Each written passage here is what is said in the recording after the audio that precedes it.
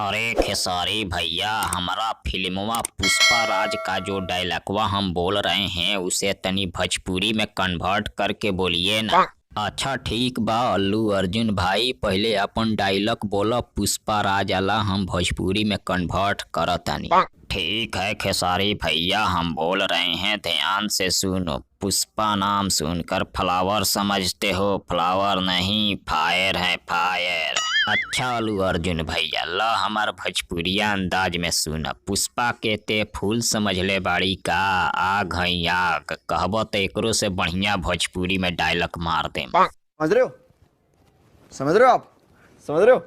इससे अच्छा कौन सा डायलॉग मार कर दिखाओगे खेसारी भैया? थोड़ा हमके भी मार के दिखाओ तो।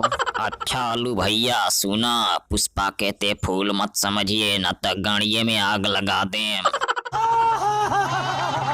ठीक है खेसारी भैया, तहर डायलॉगवा बहुते अच्छा लागल है। दूसरा का डायलॉगवा थोड़ा भोजपुरी में मरबा। पुष्पा राज है नाम मेरा, झुकेगा नहीं साला। सुना अल्लू अर्जुन भैया, पुष्पा राज झुकब ना साला, चाहे जोड़ लगा ले कितनो रुकब ना साला, मार के गणिया फाड़ देम साला।